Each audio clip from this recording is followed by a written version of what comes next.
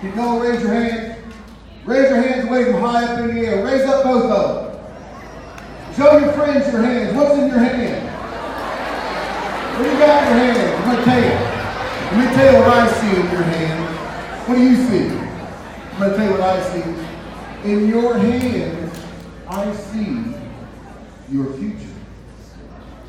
Now, I was invited here today, and you're probably always all thinking, well, I can't wait till he tells me some things about the Marine Corps and what he's done. But I found something more important to talk about. I want to talk about you. Because you are this country's future. What you do with your hands is going to be what motivates this future, the future of this country, the success of this country, and the embedment of life for each of us. Do we understand that? That's great. Your future is not in the your future is not in the hands of the person to your left or to your right.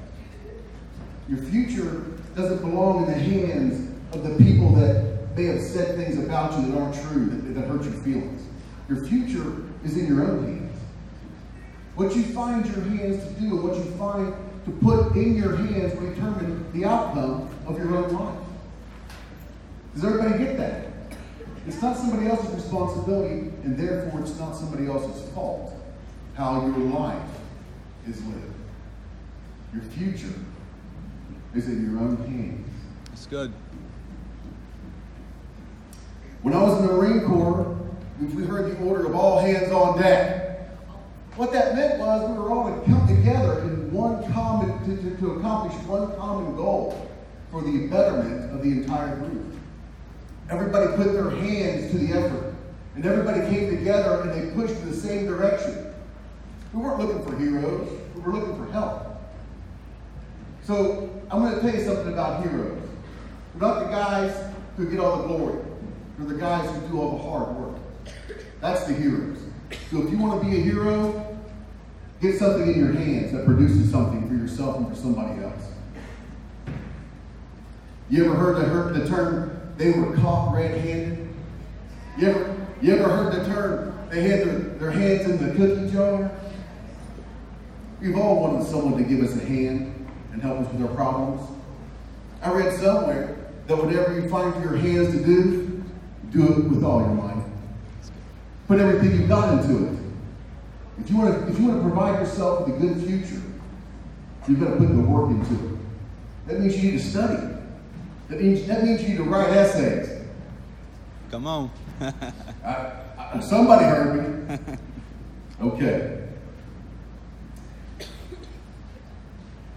What you do with your hands and what you hold in your hands will determine the outcome and the quality of your life. If you hold a book in your hands, you will strengthen your mind and make wise and informed decisions.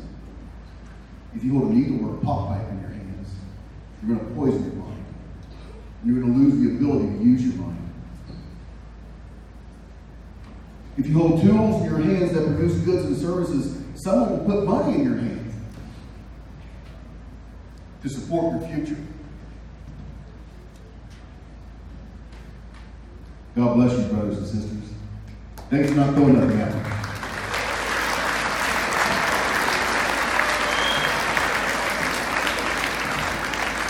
If we are too lazy to fill our hands with what causes productivity, we will never have anything in our hands of our own to hold. Pity from the diligent will never fill the hands of the lazy. We are rewarded for a job well done through the applause and someone clapping their hands in our honor. Many of you realize your youth and think that you have all the time in the world to make the right decisions after you've had your fun. I want you to know that the hands of time are against you when you delay good decisions, and the hands of time will take their toll. If you want your life to be lived well, be mindful of what objects you put in your hands. Tools of vengeance don't hurt just the enemies. Their final purpose is to ruin you. Do you reach your hands to the tools that will build the future that you want? If your hands are filled with stolen or illegal things, your future may be prison. If you fill your hands with medical books You might be a doctor and save many lives and also live well. If you fill your hands with innocent blood, you will not only contribute to the misery of society, you will live haunted by your own deeds. If you use your hands to reach for injustice, you may be a hero, at least for some. Young ladies, raise your hand. Young men, raise your hand. I want to tell y'all I love y'all, okay? And I want you to hear what I'm saying here, okay? Nobody get mad at me, all right? Or at least try not to. Young ladies, realize this. If that dream boy is using his hands to reach somewhere where they don't belong, you better make sure that he's reaching for your heart. Come on. Because your value is not where he's trying to reach. Your value is in your hand. That's right. And your value is in your heart. And your value is in your mind. And you better make sure that he uses what he has inside of him to reach for those areas in your life before he reaches anywhere else. Because your value is who you are as an individual. So don't listen. Listen to me. That's very expensive. That comes with a high price. Did you got me?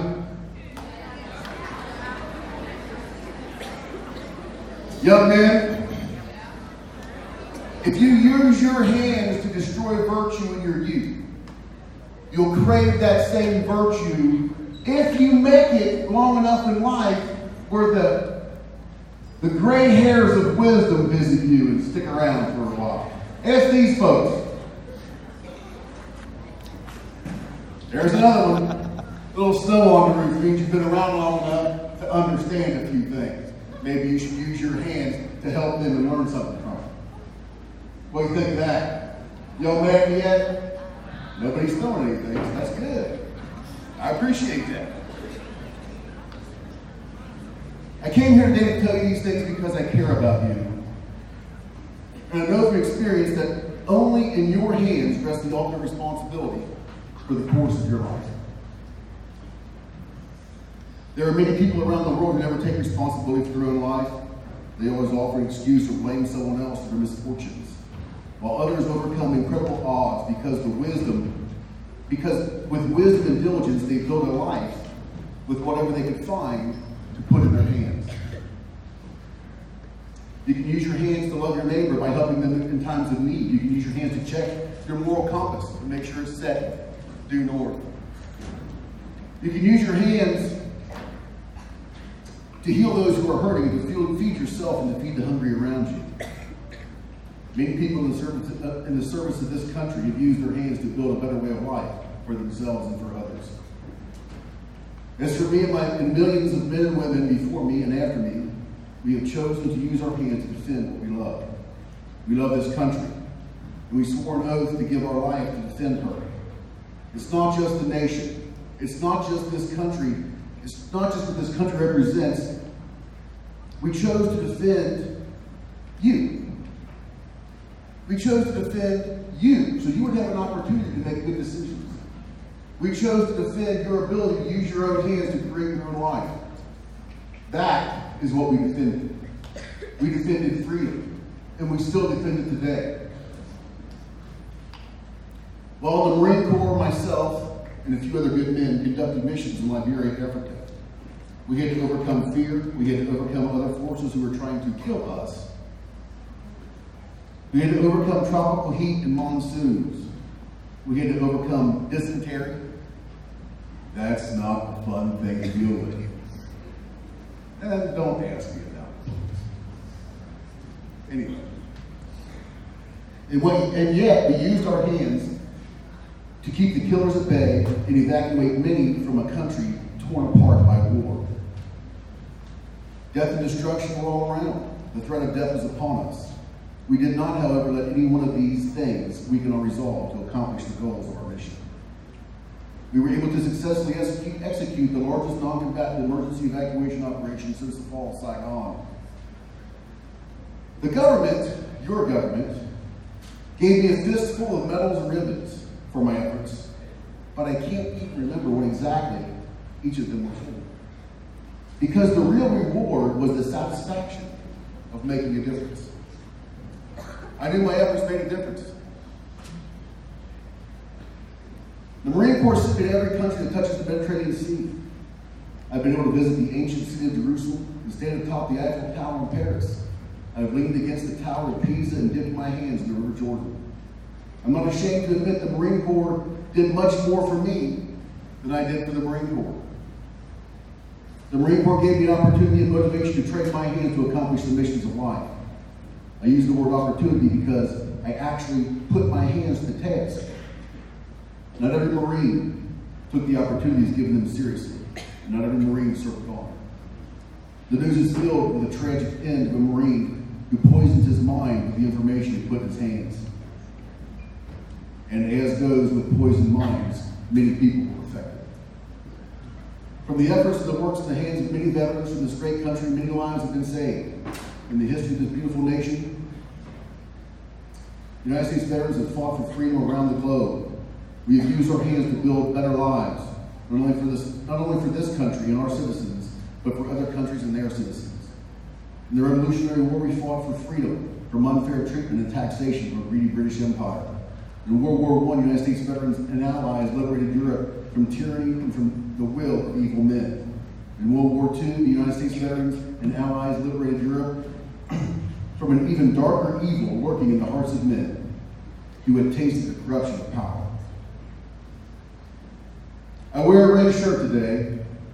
I wear red because it's Friday. It's customary for veterans. Red is an acronym. Remember, everyone deployed. So I wear red on Fridays to remember them. I remember to pray for them and to honor them and to think about them and realize that they've put themselves in harm's way. They put themselves in harm's way to stand up for what is right. I wear red because the Marine Corps taught me the meaning of the words semper fidelis. Translated from Latin means always faithful, but translated from the heart means I will suffer with you until we both can rest. The Marine Corps also taught me the meaning of the words esprit de corps. Translated from the French, it means group spirit, but translated from the heart, it means I vow my loyalty. I challenge you today. I challenge you by the spilled blood of veterans who fought till their last to provide an opportunity for you. I challenge you to give honor to those who have given a hand to help others. Honor them by being careful with the use of your hands. Be careful with what you put in your hands. Be careful to use your hands for good. Be cautious not to associate with those who seek gain only for themselves. Don't be influenced by those who refuse to offer loyalty toward people who have given them so much. I challenge you today to be guided by the same spirit that causes us to sacrifice for one another. To use your hands to make your life a place worth living. Follow the spirit within you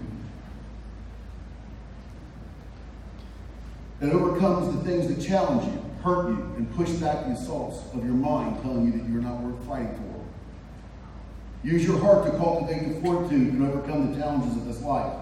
Look for and find what is good in this world to preserve it. And if there be none good to be found, use your own hands to produce it. Lastly, if you would bear with me, I would like to read you one more thing. I would like to read you the oath of enlistment that was written in 1789. The words remain unchanged. This is for every man and woman sitting here and everybody in this school who is sworn into the military had to say these exact words.